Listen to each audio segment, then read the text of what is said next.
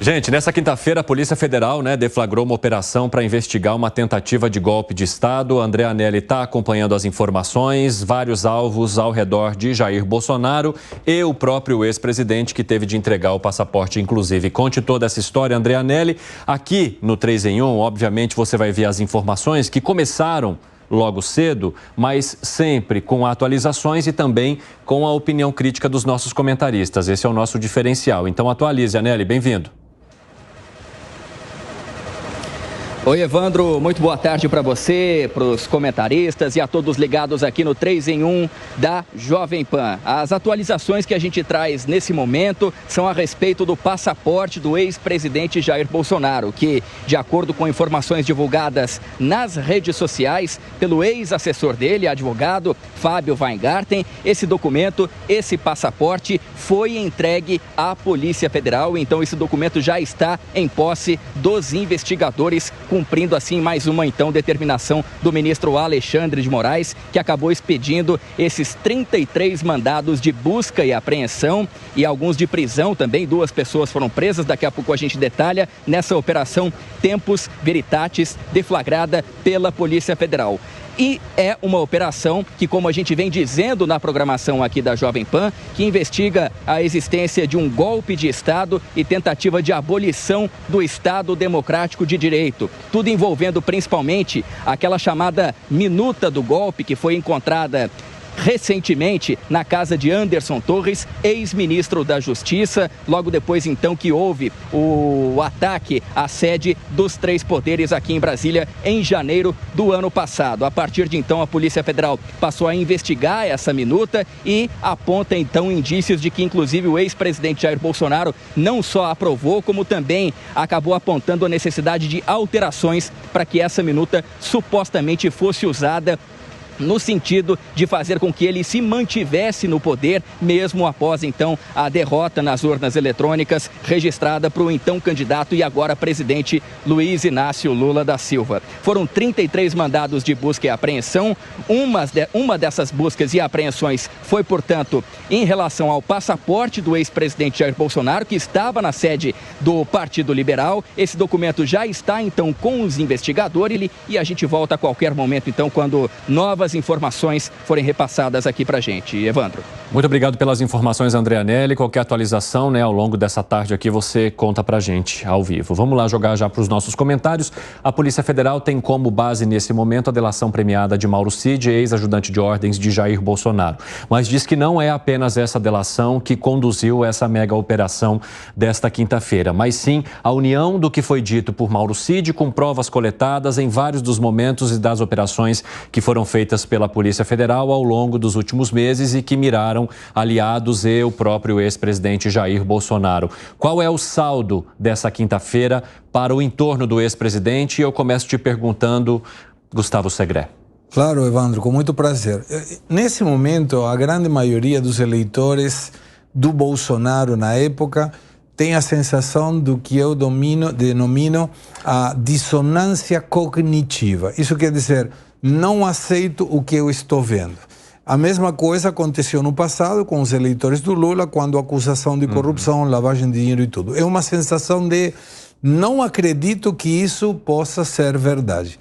Me parece que é importante que a Polícia Federal faça investigação, tome as providências que deva tomar, mas sempre volta essa pergunta, em base à delação premiada, nesse caso particular, é uma delação premiada válida, enfim, homologada como todas as outras delações premiadas pela Justiça, Ministério Público, Polícia Federal, da mesma maneira que a leniência. Imaginem como sentiria qualquer pessoa que é contrário a Bolsonaro, que com certeza está, não sei se comemorando, mas está dizendo, eu sabia que tinha alguma coisa aí, e de repente vem um outro juiz e diz, não, essa colaboração premiada, delação premiada, foi feita de uma forma muito pressionada para a pessoa, então não é válida. Imaginemos por um momento isso. A sensação que teria certamente seria a mesma que tem simpatizantes da direita quando um juiz coloca essa situação em relação a uma delação que complicava a esquerda.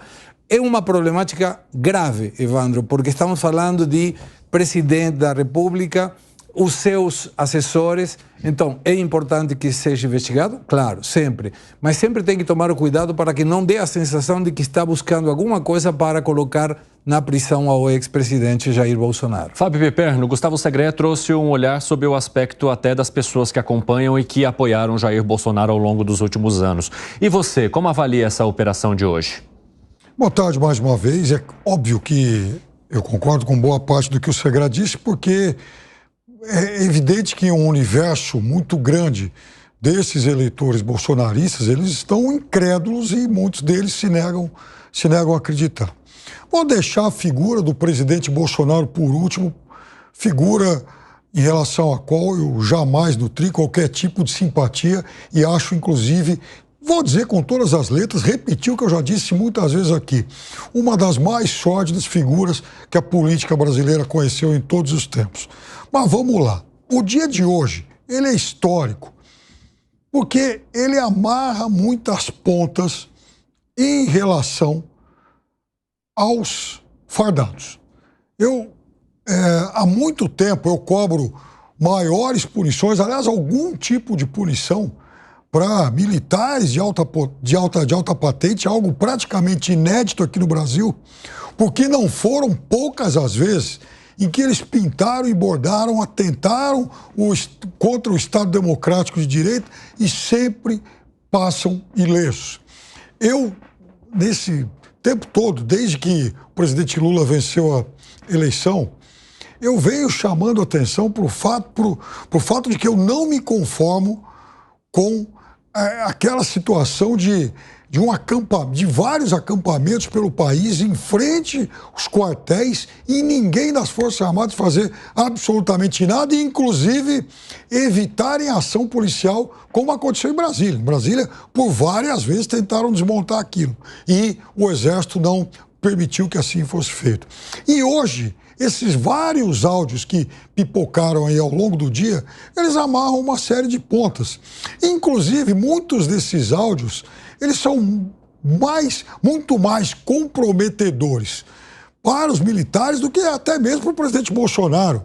Quem está, por exemplo, chamando o ministro do Exército de cagão é o candidato a vice-presidente, né? Não é exatamente o presidente Bolsonaro. Então, vejam, esses nomes todos, de alguma forma, eles foram envolvidos em alguma história desses últimos tempos, e, né, em alguma delação, em alguma coisa que vazou, e muita gente, muitos porta-vozes negavam. Mas, puxa vida, a gente precisa de mais indícios. Então, hoje, é um dia histórico que está tudo lá. Para você é um dia histórico, hein, Alan Gani?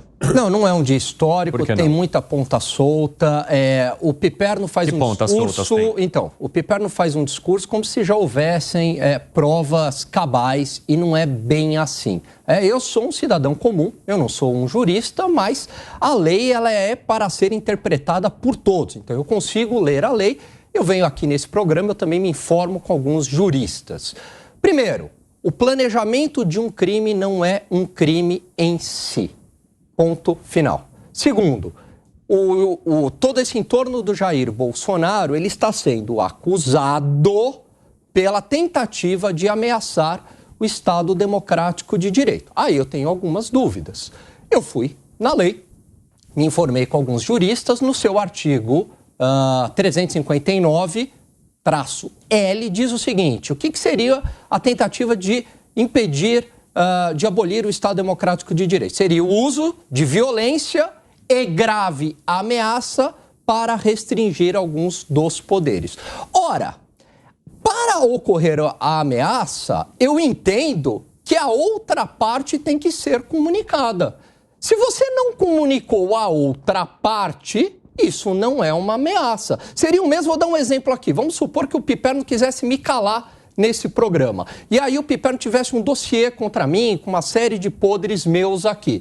Aí o Piperno fala: olha, Alan, há 1 ano eu iria fazer isso. Mas eu continuei falando abertamente. É diferente se o Piperno chegasse para mim há 1 ano e falasse assim: olha, Alan, eu tenho isso aqui contra você, você vai ficar calado no programa, caso contrário eu vou usar isso contra você. Isso é uma ameaça. Agora, uma ameaça não comunicada, atos preparatórios não comunicados, isso não me parece que é uma ameaça. Então eu tenho uma dúvida, né, do porquê, a não ser que apareçam mais elementos do que né, eu tenho, o que é uma ameaça. Não são exemplos. Piperno, porque não são assimétricos. Sabe por que não são? Piperno, sabe por que não são assimétricos? Uma coisa é o... Pelo seguinte, não, veja bem. Uma coisa seria uma ameaça que, no momento, impedisse o funcionamento do Supremo Tribunal Federal ou da polícia. Aí tudo bem, olha, sei lá, se vocês não fizerem isso, a gente vai com tanques nas ruas. Exemplo, isso é uma ameaça clara. Agora, uma ameaça não comunicada, o que me parece é que houve um planejamento, uma intenção. E isso para você parece normal? Não é normal. Evandro, moralmente não é normal e não estou defendendo isso. O que eu estou defendendo é a lei. A lei diz o seguinte: a preparação de um crime é um crime? Não é um crime. Isso é o que a lei diz. Não significa que eu concorde com a lei, que eu concorde com a moralidade nesse caso. Mas o que a lei diz é isso. Bom, antes de passar aqui para o Dávila, eu quero entender por que você menciona que os exemplos aqui do Gani e Piperno são assimétricos. Não, porque eu querer fazer uma ameaça a ele é uma coisa. Alguém querer, por exemplo, impedir... Alguém querer, por exemplo, derrubar um ministro do STF, impedir que ele exerça as suas funções, é uma outra coisa totalmente diferente. Vamos lá. Não, eu concordo com a intenção. O meu ponto aqui, Piperno, só para você entender. Eu concordo com a intenção. A intenção está claro pelo que a gente tem até agora. Agora, o que é uma ameaça... Peraí, Piperno. O que é uma ameaça não comunicada? Isso não é uma ameaça, por definição. Se a outra parte não recebeu, deixou de ser ameaça. Esse é meu ponto. É isso que eu tenho dúvida. É exatamente essa a minha dúvida. Só para tentar entender todo esse arrazoado que você fez. Quer dizer, não é arrazoado, é uma questão lógica. Nessas urdiduras todas, não há criminosos porque não houve o crime. É mais ou menos o que você está dizendo.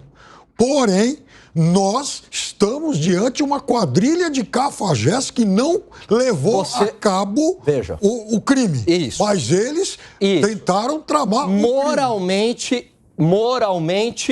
eu condeno. Moralmente, eu condeno. Ou seja, são canalhas. Moralmente, está errado. Agora, à luz da lei, não é crime. Fala, Dávila.